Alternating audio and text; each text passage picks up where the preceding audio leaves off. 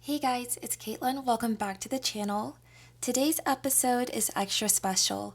I had the opportunity to join the guys from the Redacted podcast to kick off their business series. In this podcast episode, I talk about how I got into the world of business, give my thoughts on industry trends, and give my advice for new entrepreneurs.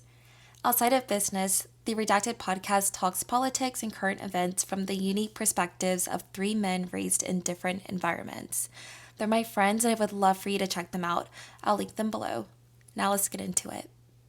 All All right. right, Caleb, what's up? How are you? I know I asked you that, but Well, you know, I'm doing well, coming off of a busy day, busy Tuesday. I've managed to schedule all of my calls for the week for today, so that's fun. Oh, nice, good. nice. Yeah, yeah, I know she's been really hyper like since this morning, so I believe it. Um, Mm. Well, for today's episode, we wanted to highlight our very own little princess. Kidding, but Kaylin, your journey from launching your own business and building your own marketing conglomerate. On behalf of the crew here, David, myself, and Richard, we just want to pick your brain a little bit and also just wanted you to share your journey and also just to highlight anything that you would like to share with other young entrepreneurs. And we can kick it off with that, but let's kick it off. Yep. So, my first question I have for you, Caitlin, because I want to start at the beginning, is tell us a little bit about your background. So, what is your background, and how did that background take you into the marketing world? Yeah, of course. So I grew up in a small town in Texas. It's called Harker Heights, but the place that's more famous or infamous is Fort Hood, which is now known as Fort Cavazos. And that really impacted me because it was a military town. And so growing up, I was constantly surrounded by people from different backgrounds and ethnicities. And so I learned from a young age that our backgrounds really impact how we make decisions. And so I ultimately wanted to figure out how do people make decisions and how do we make the decisions around things that we buy? And that led me into marketing. So I studied marketing at Texas State University. And then I did my MBA at LSU. And while I was studying, I actually started my business. And at the time, I was specializing in like website design. So I really liked the user interface, user experience side of things. And then I really wanted to get into the nitty gritty of human behavior. And so that led me into brand strategy. And that's ultimately what I do today. But I now do brand strategy in addition to business coaching. So I help people not only start their businesses, but now scale them. Yeah, and for our listeners out there who don't have a quite understanding of what this is, tell them about what is brand strategy. Help them understand what that is. Yeah, so I like to think of brand strategy as being the reason why you see certain things. So, for example, like why is Coca-Cola red? Why does Target have the red Target symbol? Even things behind the name, like why is the Redacted podcast called the Redacted Podcast? Besides, oh, it sounds great. Like there's a deeper meaning behind everything. And ultimately, that deeper meaning is as manipulative as it sounds, it's ultimately to get a sale. And so it's to connect with the customer. And so the Redacted podcast, for example, I did help you guys come up with the name. It has a Mhm. deeper meaning behind it. And that deeper meaning is that we're going to showcase what the people are not talking about. And that really resonates with your audience because they want to hear what the people are not talking about. Resonate is the name of your company, right? Yes, Resonate Studio. I don't know if I mentioned that. Yes, Resonate Studio is the name of my company. Yes. Yes, yes. And full disclosure, Kaylin did create our logo and also help came up with the name. And yes, all around amazing. My question to you is, you have an interest for human behavior. what exactly about human behavior like propelled you to like, pursue your own business in this realm? Yeah, so it's really just goes back to how we make decisions, our thought process behind that. How do we go from not knowing about something to knowing about it to ultimately investing in it? And that applies to products, it applies to people, it applies to like a lot of things in our life. Even major life decisions, like ultimately, how do we decide the life path that we go on? I find that all super interesting.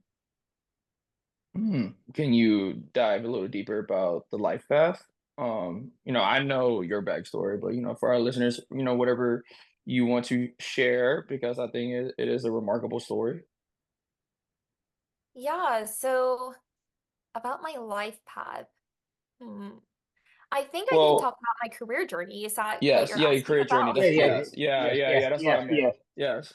Sorry, I Yeah. just got off from work. Yeah, no worries, no worries. Yeah, so fresh out of college, I was working in an agency and I actually intentionally did that.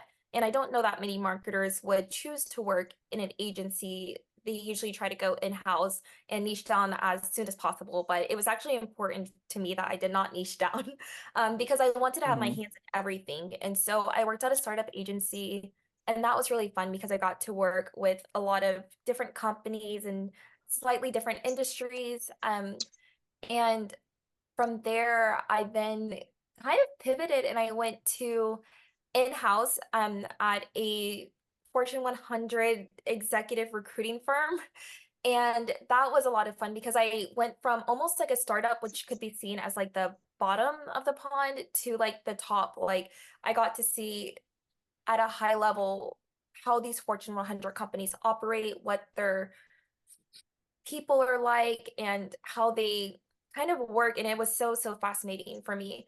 And then ultimately I did get laid off. I got caught up in the layoffs in the end of 2023 as a lot of people did. Hmm. And that is actually when I went full time with my business. I really felt like I had seen in my short career. So mind you, this was all in the span of like 3 years, I really got to see almost like both sides of the coin. I got to see the startup side, and then I got to see the huge Fortune 100 company side. And I was like, I really do believe that I have enough knowledge that I can help people with their businesses and help them grow them to a significant point before they probably should go to somebody else who has a bit more experience. But I can provide significant value that way. And I don't want to ramble. I'm trying to go back to your initial question, like just how that changes your Hmm. path. I think having my path be so zigzaggy and unconventional was really what gave me the experience that I needed to be the entrepreneur that I am today. Hmm. Awesome. Awesome. So we do have a question from Richard. He unfortunately could not be here with us today because he is busy uh moving into his new beautiful home. But I will kick Very it nice. off with his question.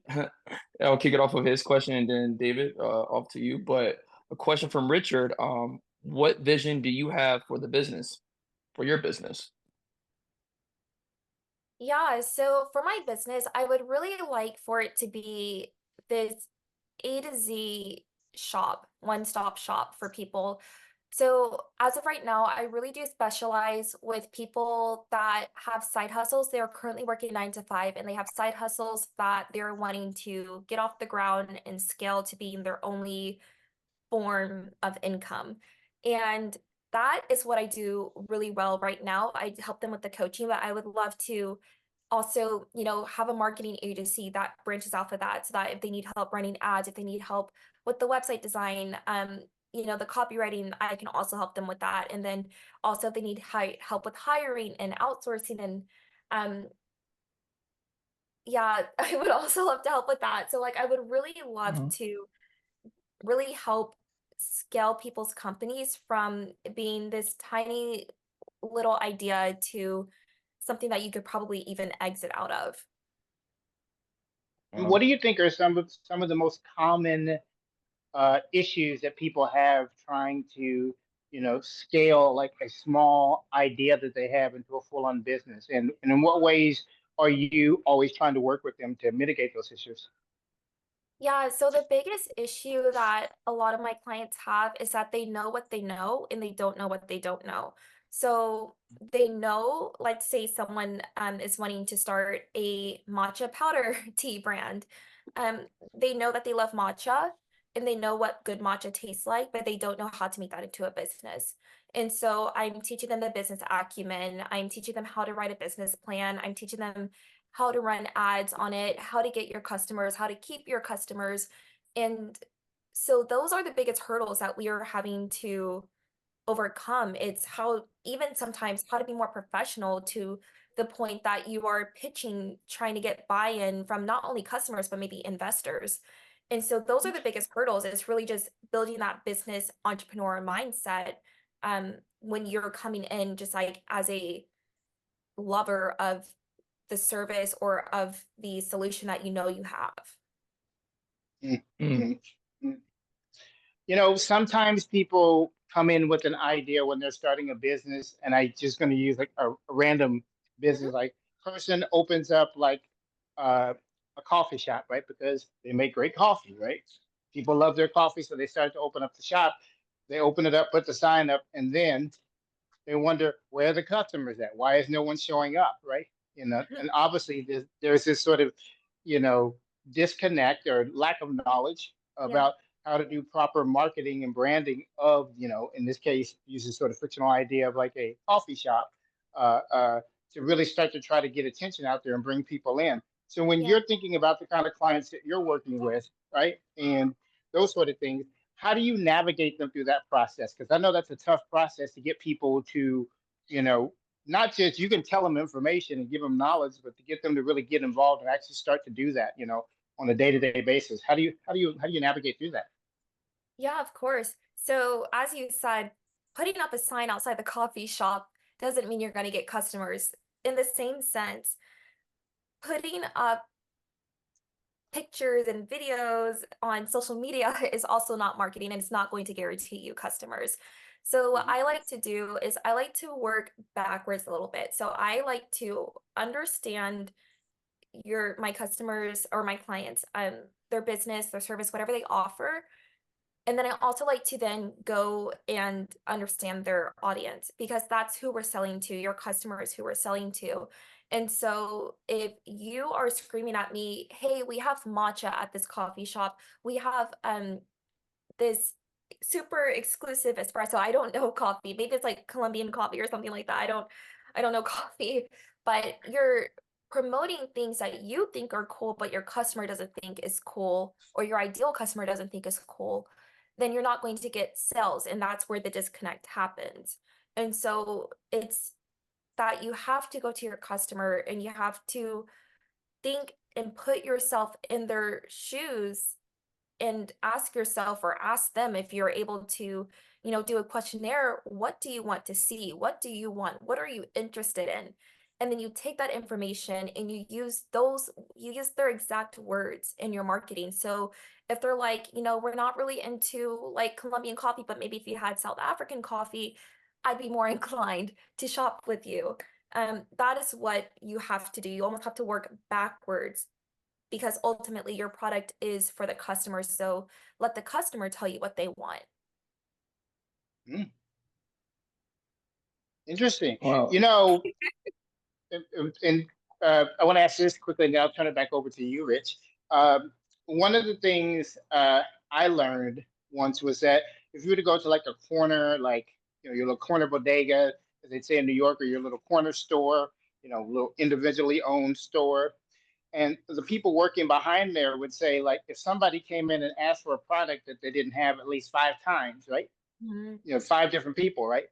That would pique their interest and say, maybe we should consider to start carrying. And then once they got to 10 times, and they say, okay, they're going to order a bit of that product to see how well it does, because then now they see that people are asking for that product, and that gives them, a sort of good idea if that's something that they need to start, carrying, within their business. So how does something like that tie into the work you do with clients? How do you help them discover, like, the market that's out there that they didn't even know was out there? Yeah, I've absolutely seen those signs in the convenience stores. And, I wish more businesses did that, to be honest with you. Even if you are a service-based business where you don't have physical products to offer, asking for feedback every now and then is not a bad thing. If you want to continue to be relevant, I think you should be asking, what can I do to improve? What can I do to cater to the person that you are now versus maybe before you even had one of my products or before you even stopped in or but who you were a few months ago.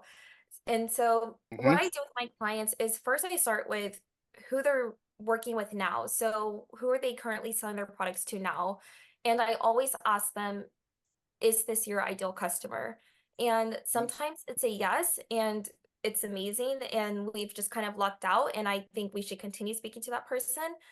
And then sometimes it's no. I actually want this type of client, or my person is kind of thinking along this line. So, for example, a client that I met with earlier today, she has a specific type of customer, but she really wants to become more elusive, exclusive, and wants to reach a customer with a higher tax bracket.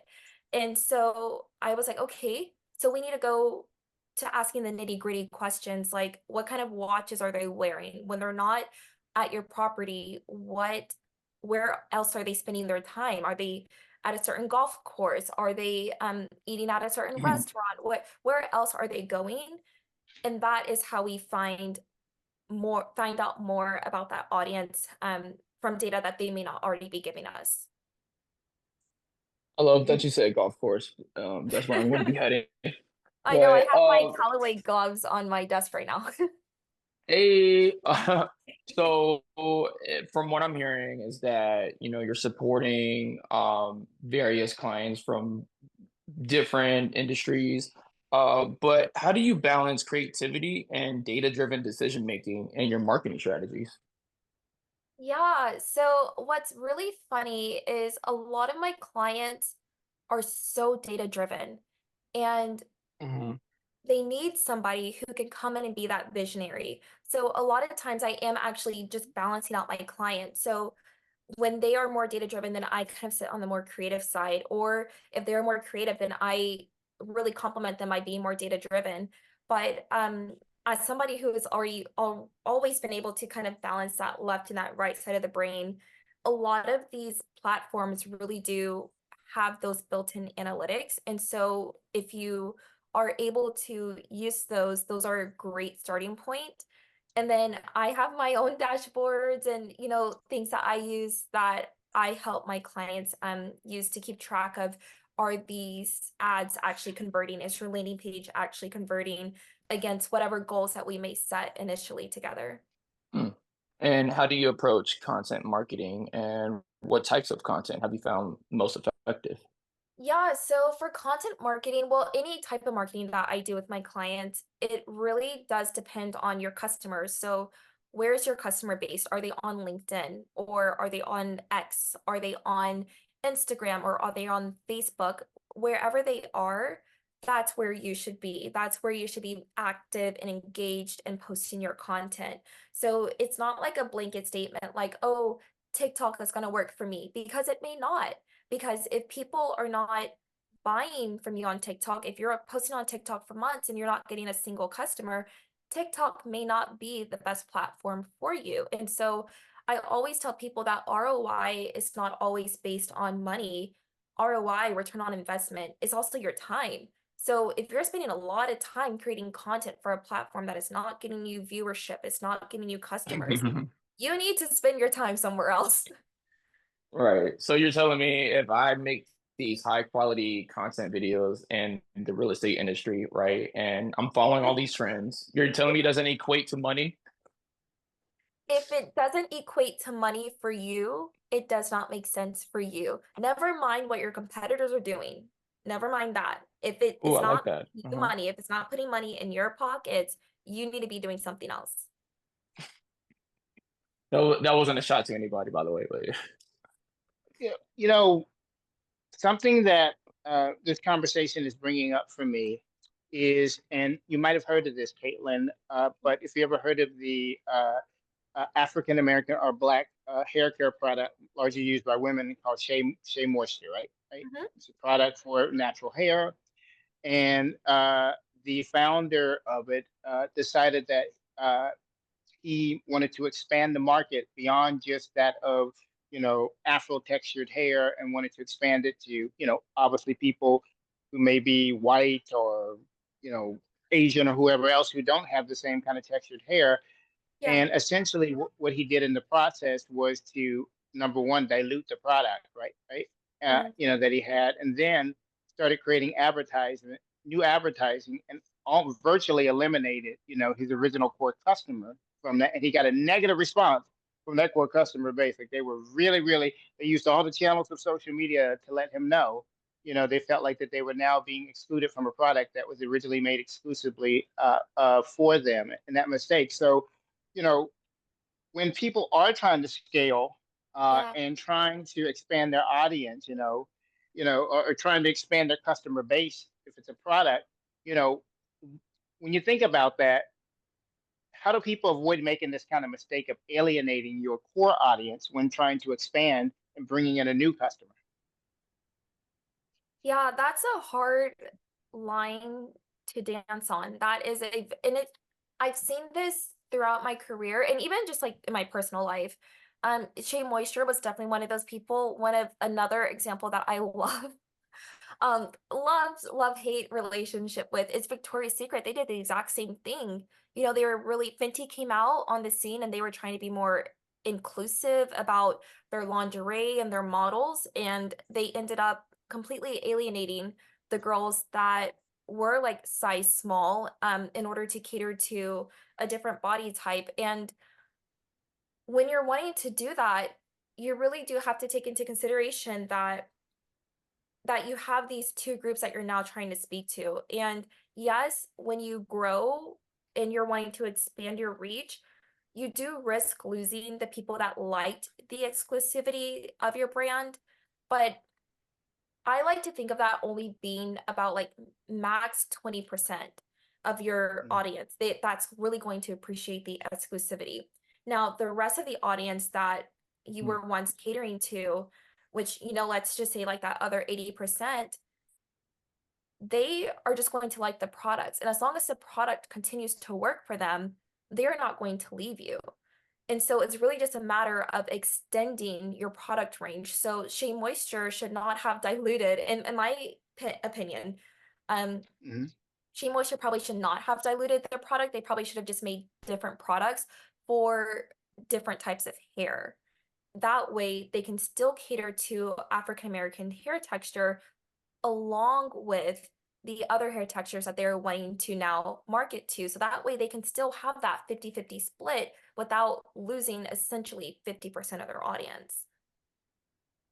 Yeah, and I think the best example of that being done was when the company that produces Pantene Pro V, right, all those hair products, they Mhm. found that there were a lot of Black women who used the product, those with more Afro textured hair. What they did is they created a separate line called Relaxed and Yeah. Natural, right? And did heavy advertising around that to say, here, we're just expanding. Here's another customer base. We have a separate product line made directly just for you. And the products that they had, you would think these are the kind of products, if you were to go to black owned hair care brands, they would have these products. And they did their research well, and they just created a separate line. I think that's always a good way of going it. So here's an interesting Right. question for you.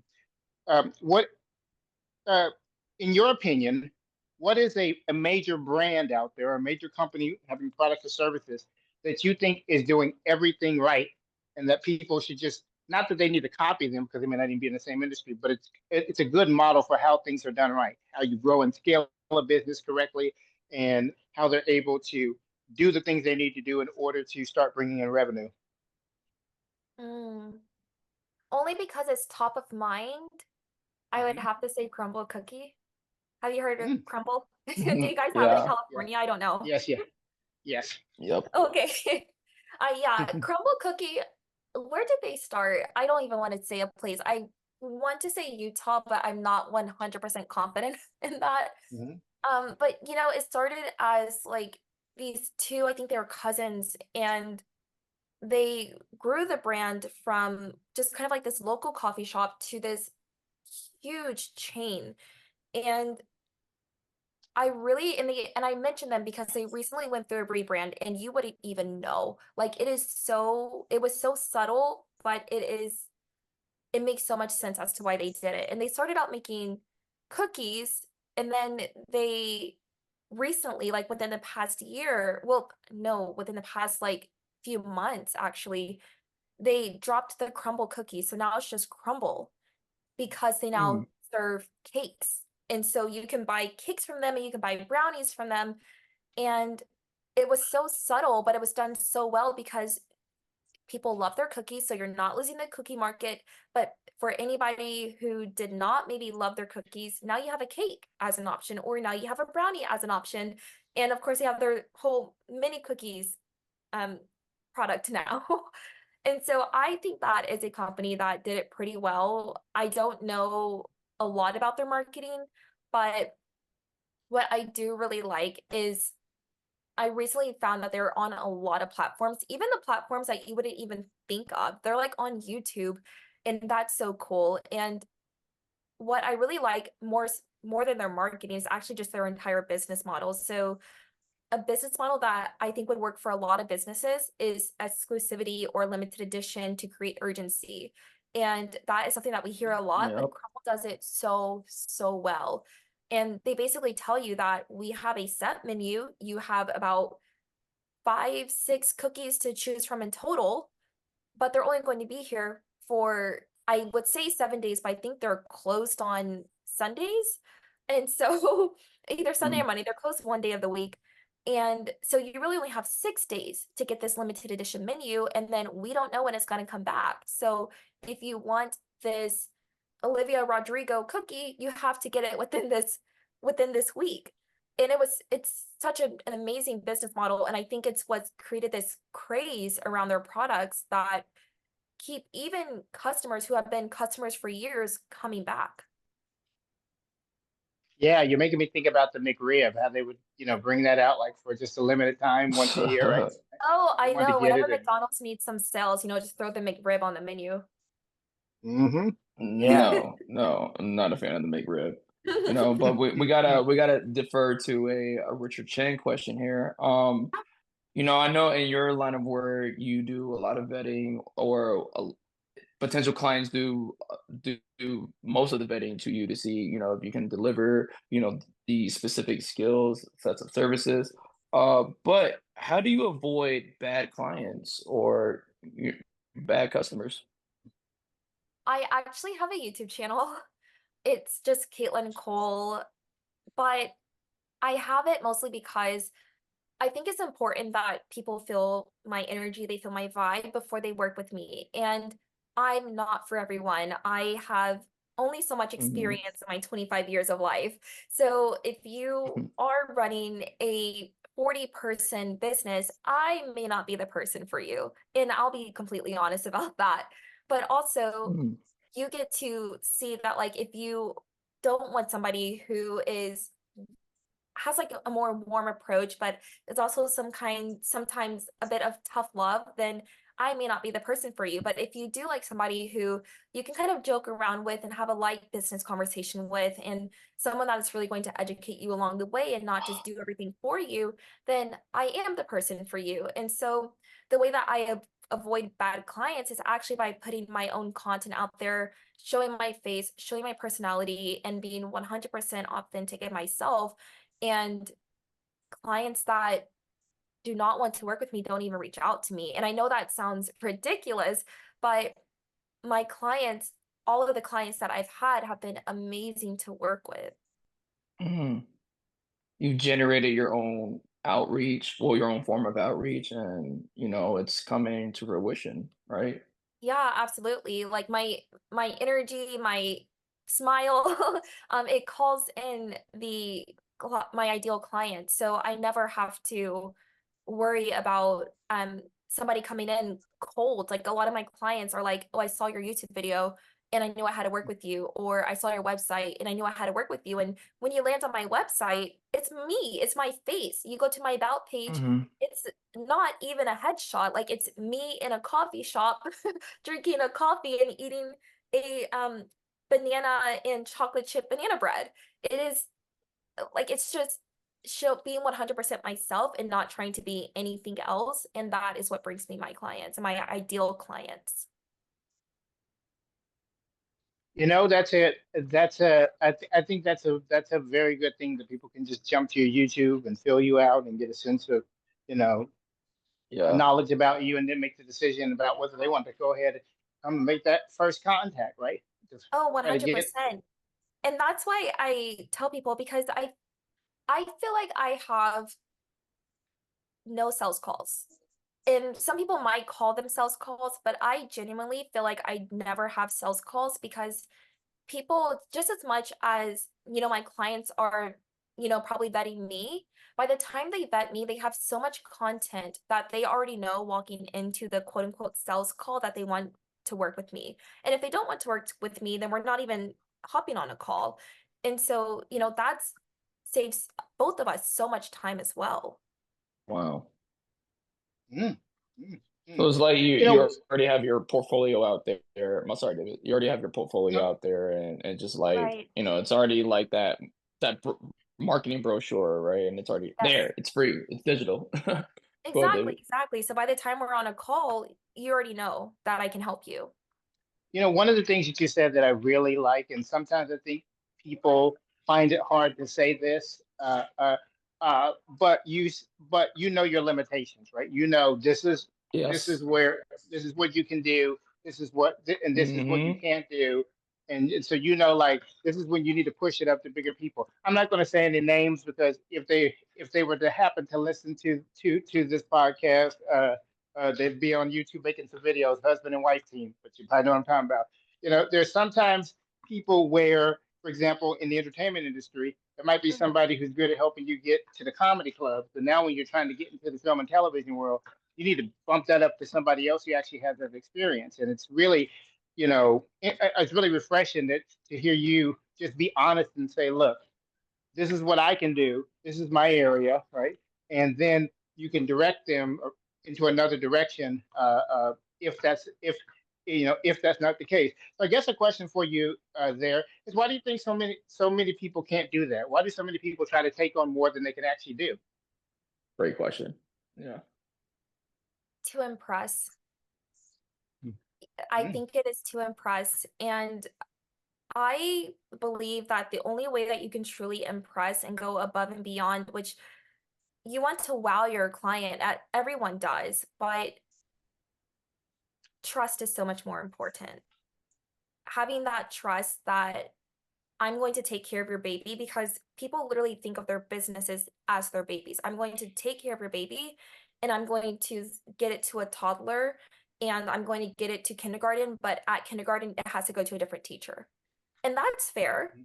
I mean, that's how the school system works. I mean, that is how everything works. When you are in your career, you have a certain job and then you move jobs and you go to a different manager. You move jobs and you go to a different manager. You have to go to somebody who's a bit more ready to teach you what you need to be taught to get you to that next level. And it really takes somebody with a lot of integrity to say, honestly, I can't help you with this. I can maybe help you find somebody who can help you with this, but I truly want the best for your business.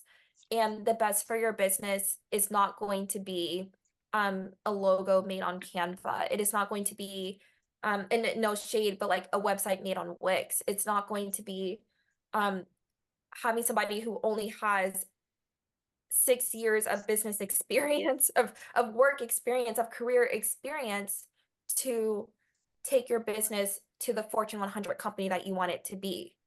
So Mm-hmm. you really have to let go of this need to impress and be real about what you can and cannot do. And that in turn will build trust with your clients that this person truly wants the best for me. And then that's how you get those referrals. So it's not that you're necessarily turning down business. I like to think of that trust as an investment. Like maybe they'll come back to me later with something I can do, or maybe they'll, through word of mouth, refer me to somebody else who needs what I do offer. So you mentioned something very interesting. When I was in college, what I've learned is word of mouth is like the best marketing tactic. Is that Mhm. true in your opinion?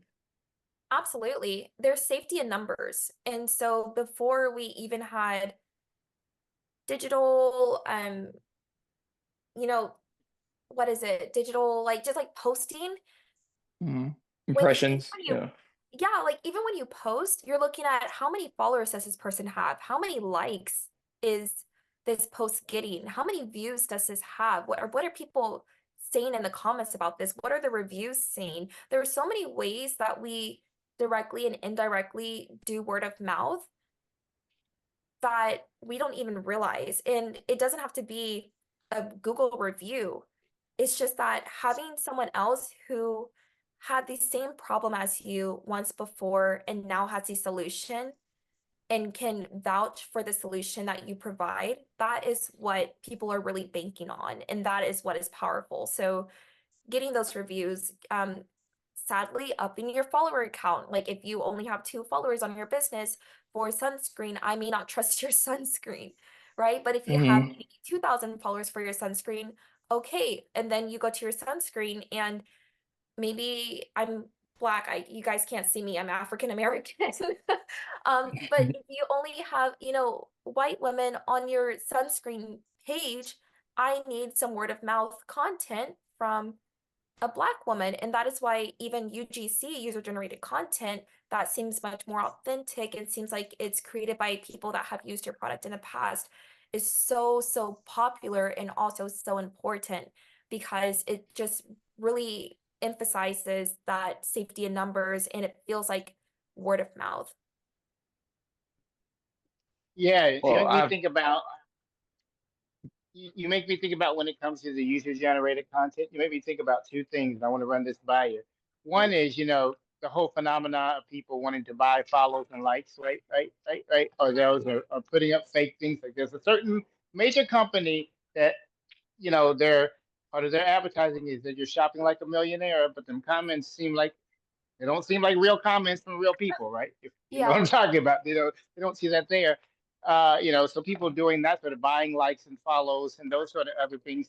And then others is when you have like some of the beauty bloggers and people who it's like if every other day you're reviewing a product, right?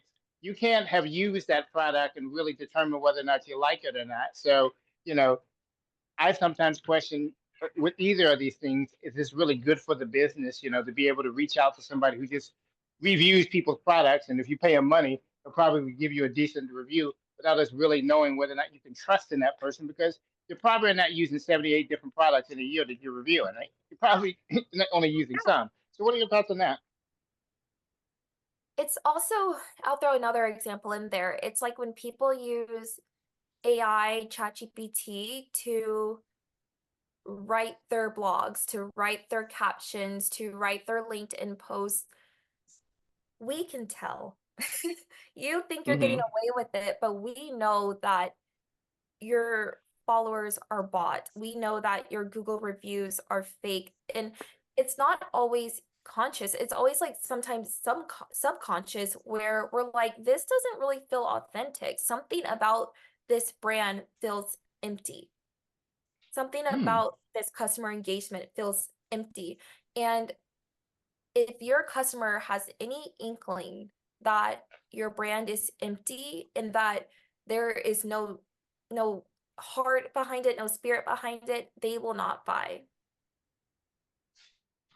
Mm, A mm. lot of great tips. I have a few more questions and then pass it on to you, David. But I'm sorry, Caitlin. I feel like this has been like a big job interview, but we are like genuinely we genuinely like want to know because like how do you do it and just learning how you operate and conduct your business is nothing but short of amazing. So, but I really do want to know like how do you handle like negative feedback, in your marketing campaigns or in your line of work? And do you have any stories to share, as an example Yeah, that you can so share? growing up, I was a cheerleader. And one of the things that I learned from a young age was creative, what is it called? Constructive criticism. And so anytime I receive negative feedback, I try to look at what I can learn from this. And it's not always negative feedback. A lot of times it is me not explaining to my client what I'm doing. And so sometimes I'm just running ads and I'm not explaining what I'm doing, or and the ads are just going, or um I might be putting things in a brand strategy and I didn't explain one piece of it and they thought it could be used for this and it can't. So now I'm having to explain, that was never maybe the intention behind it or something like that. And so I never really perceive it as negative. I always perceive it as a learning point because I myself am a young business owner, not even from the sense of age, but my business itself is young. Like my business is in this state that it is now is only about 7 months old. So I'm still learning, I'm still pivoting. And so any feedback, positive or negative, I always try to see what I can learn from this. And so if it's positive, I'm like, okay, how can I make this even grander and even bigger to get more of these? Or if it's negative, which I've been very lucky not to receive, I would like to say that. I have not received Yeah. that yet, but I'm, not opposed to it. I always love constructive feedback and I always ask my clients, what is something that you wish I had done, or what is something that you think I could do? I'm always open to constructive feedback.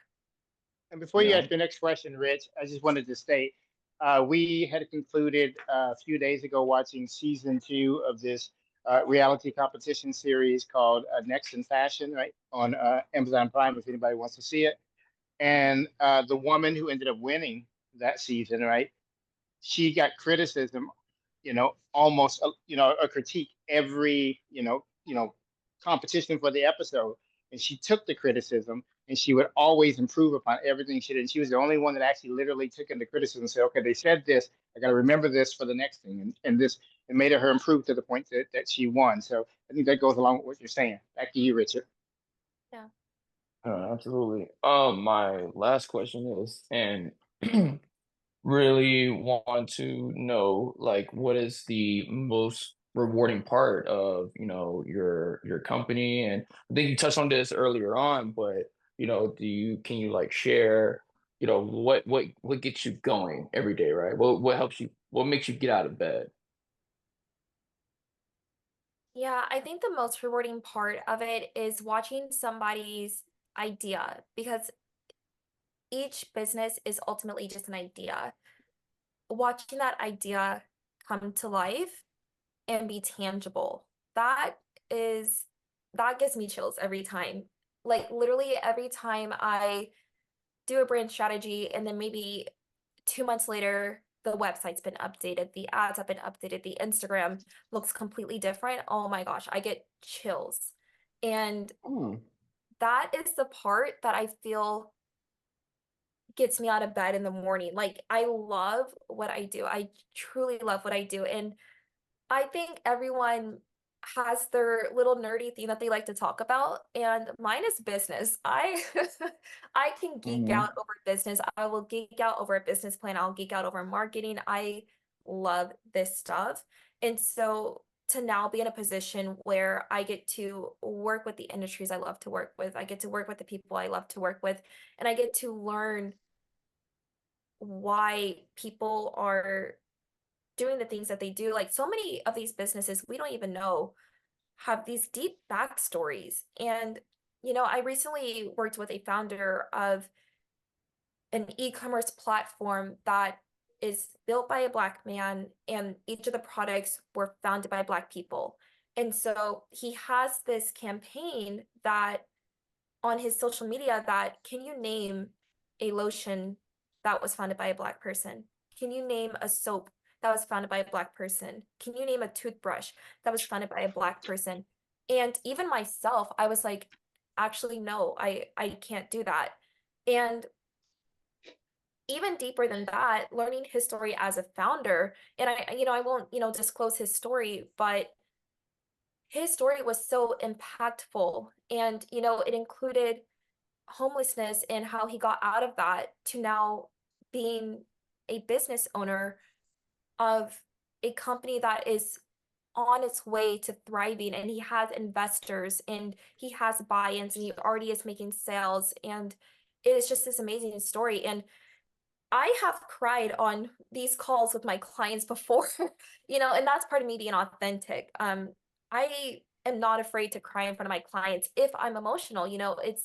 They have these beautiful stories and they're creating beautiful businesses from it. And I feel so blessed, so lucky that they trust me with this business to get it to an amazing point and to help it grow.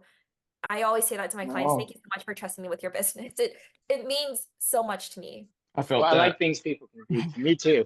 I like things that people can geek out on, right? I like Yeah. that, sometimes I tell people like, and you'll agree with this, math may be boring to people until it's applied to something that you really like. Then it gets Oh, interesting, yes. right? Yeah. Then Absolutely. it In does. school, I algebra, not good at it. Calculus, not good at it. Statistics, oh my goodness, good at it. I Oh, was terrible that's at good. math.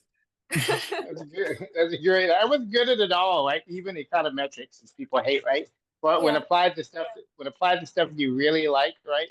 All of that stuff you're learning in school, you, it starts to really set in for people to know, particularly in the business world when you're doing things, in the business world. Yeah. So I guess here is a question that ultimately you're going to be asked. Where do Hmm. you see yourself in 5 years with your business? Yeah. In 5 years with my business,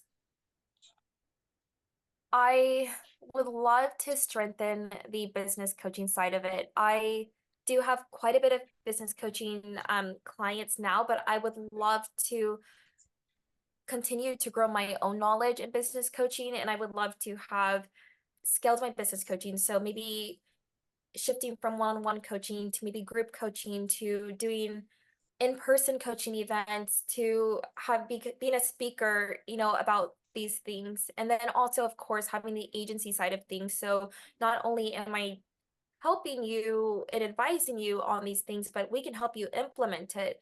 And so having a full-fledged marketing agency would also be very beautiful. And then, maybe at that point we'll think about having like some kind of incubator situation. But I think right now the biggest goal that I have for right now is scaling the business coaching and the agency side of my businesses. Yeah, and is there like, you know, now you can just let your mind wander as far as you want to, right? You can be Yeah. unrealistic at this moment. And if you had a dream client, who would that dream client be? Oh, if I had a dream client. Oh, this is a hard one. This is a hard one. Dun, dun, dun. I can't even tell you. I can't even tell you. I think I just kind of get I don't have Hmm. any name in mind. I don't have any industry in mind, but Hmm. I think what the success story or the case study of a dream client would probably be a person that is working 9 to 5 right now.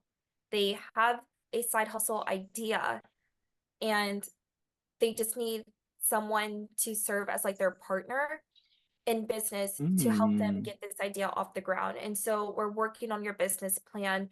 We're maybe getting investors and grants and getting you the funding that you need to work on this, and then growing that idea from something that is just in your mind to something that is truly tangible. And then you have a website, you're getting pre-sales, and then from there you're making money on this idea. And it doesn't have to be a significant amount of money, but making money on this idea to the point that it is paying for itself, and then growing that to a point that it then replaces your full-time job. And from there, you're hiring employees, you're scaling, you're really getting this to a point that not only is it providing for you and your family, but also for the lives of others, your employees. Mm. And who is your role model in the business world? Who is that individual that's just someone that you look up to, whether you know them or whether you do not know them? Yeah, so I would honestly have to say my mom. Mm. She was a badass. I don't know if I can cuss, but total badass. And You so can. she she had her business that she started when my dad was deployed. He was in the military. That he was deployed, and she just had my brother, just gave birth to my brother, and or was about to give birth. I was very young when I saw all of this happening, so I'm not 100% sure of the timeline, but it was definitely within the same year, but I'm not sure what it was down to the month. And she was an educator, so she was working full time as a teacher. No, at this point, she was working at she was teaching teachers how to be teachers. So she was working with the school district, educating teachers on how to become the best teachers. And so she was working full time and was starting a business. And so she looked around and realized that none of the daycares in the area were good enough for her son as somebody who was an educator themselves. So she started her own preschool and grew that preschool, and within a few years had to move buildings because it just became this amazing business, and it did replace her full-time job. And it was a business that when my dad retired, it was able to provide for our family, and it really it just like totally brought my family to like this place of being generational wealth. And so it's generational wealth in the sense of I have the knowledge, the business knowledge now, and I've been able to watch her start from a little seed to a full oak tree, like this beautiful oak tree. Um, and watch that business grow from my childhood. And even me, I was very hands-on with the business. So I was watching things. I was, helping, every child that has a parent that is an entrepreneur, you're not legally supposed to be working in the business, but you're doing something to help, of course. And so whether that's helping sleep after all the kids are gone or something like that. When I was a child, about 10 years old to at 16 years old, working at the front desk, greeting people, that was like my first sales job, giving tours of the facility. And so when I think of the timeline and the growth that I want for my clients and the growth that I want for myself, I always think of my mom and how she grew her business nearly single-handedly to something so beautiful, and ultimately something we were able to exit. We were able to sell the business, and it was just like the beautiful little close to the book. Great. So, what is the most impactful book that you've read that you think has really aided you in your career? I like to read a lot, so I have a lot of recommendations actually. Mhm. But an author that I go back to a lot is Donald Miller. He has a lot of great books. But if I had to tell a new business owner which book to start with, it would have to be Building a Story Brand, because it's actually a marketing book. So it's a marketing book. And I say that because you can have a beautiful product, you can have a beautiful service, beautiful website, but if you ultimately cannot sell, you're not going to make money. So if you don't know how to market well, you're not going to make money. So Building a Story Brand by Donald Miller, every single page has things you can do right now in your business to make it amazing and to get sales. And I would highly recommend it to any entrepreneur just starting out.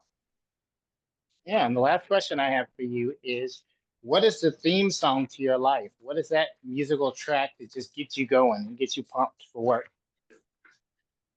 Oh, um, goodness.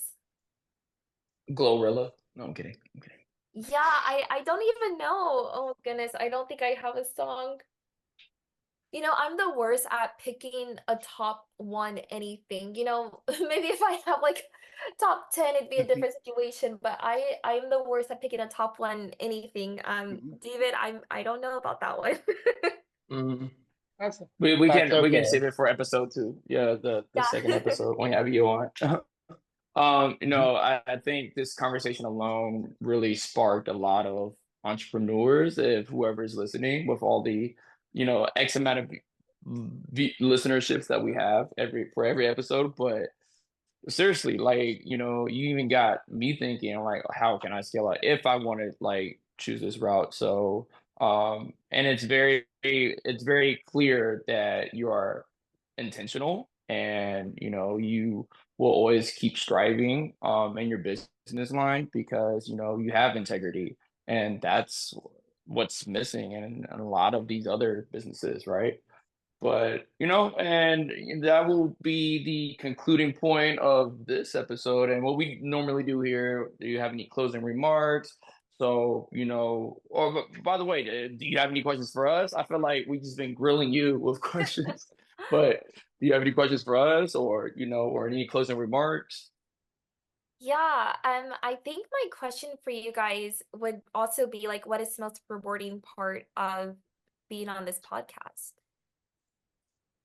Mm, I would David? answer that. I think, yeah, I would answer that. I think the most rewarding part is getting together each week with two guys named Richard, right? And really being able to express ourselves and talk about what's happening in the world and what's happening in our lives, and really being able to share alike. I think that's one of the greatest things that I really enjoy about being on this podcast. Is really the caring and the sharing. Yeah. Yeah, look at you, Busta Rhymes. No, I really enjoy um conducting an episode every week because in more ways than not, this is like my form of like therapy, right? Where we come together and we like discuss like current affairs and also just any ideas that come to mind. And it is very rewarding, to have people who listen that kind of look like that looks like us or that have similar ideals as us. And we're trying to create that, I'm not trying to say we're trying to make like an exclusive space, but like you mentioned, right? Like this podcast is not for everybody, this is like more so like actual informative discussions. So yeah, I think anybody that we can reach out to, whether it's one person or 1,000 people, that's rewarding my end. Yeah, I love that.